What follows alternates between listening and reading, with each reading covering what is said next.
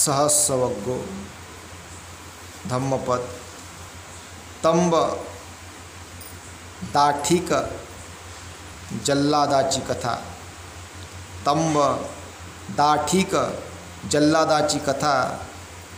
सार्थक पदाचे महत्त्व. स्थळ वेळुवन राजगृह.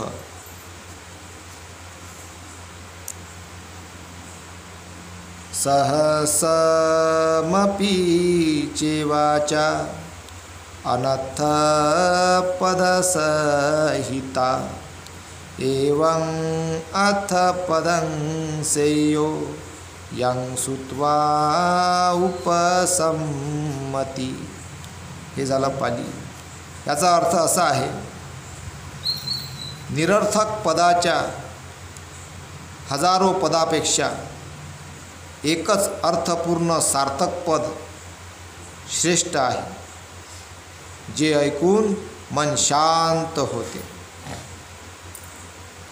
निरर्थक पदाच्या हजारो पदापेक्षा एकच अर्थपूर्ण सार्थक पद श्रेष्ठ आहे, जे ऐकून मन शांत होते.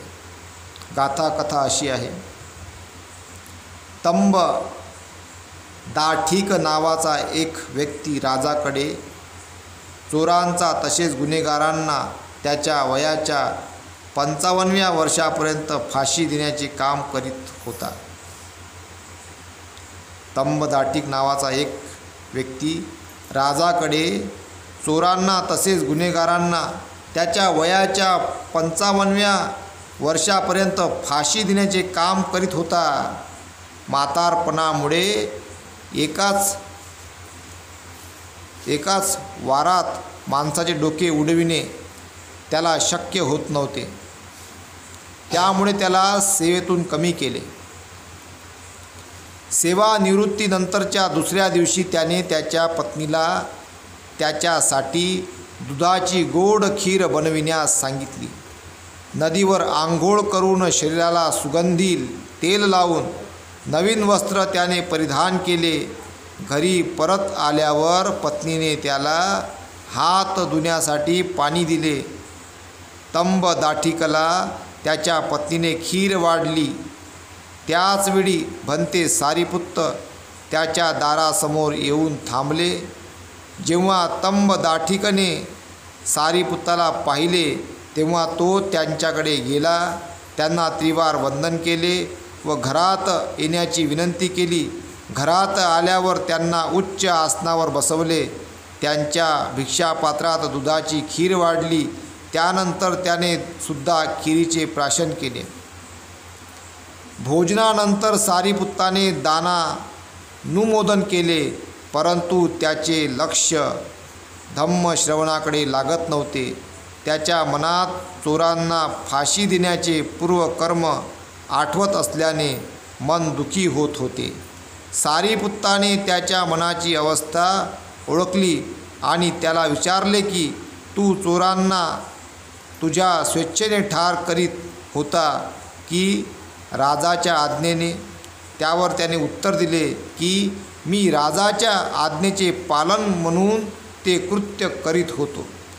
ठार करताना माझ्या मनात कोणतेही वाईट हेतू नव्हते. राजाकडे नोकरी करीत असल्यामुळे मला ते काम करावे लागत होते. सारीपुत्ताने त्याचे उत्तर ऐकले आणि म्हणाले, असे जर असेल तर यामध्ये तुझा कोणताच अपराध नाही. तू तुझे कर्तव्य पार पाडले असे समज. तंब दाठिकने त्यावर विचार केला आणि त्याचे चित्त स्थिर झाले.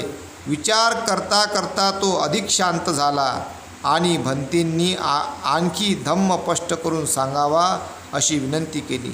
भंते सारीपुत्तांनी त्याला थोडक्यात धम्म समजावून सांगितला. तंब दाठिकने एकाग्रपणे धम्माचे श्रवण केले आणि शोतापती फलापर्यंत जाऊन पोचला.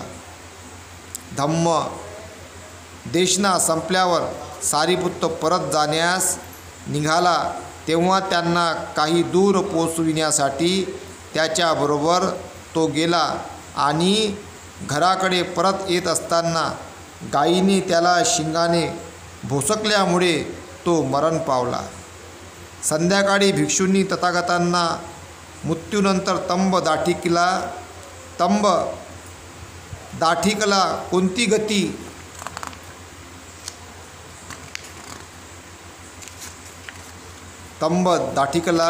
कोणती गती मिळाली असे विचारले असता तथागत म्हणाले, सारिपुत्ताने जेव्हा मृत्यूपूर्वी त्याला धम्म प्रवचन ऐकविले त्यामुळे त्याला अनुलोम ज्ञान प्राप्त झाले, त्यामुळे त्याला सुगती मिळू शकते असे सांगितले.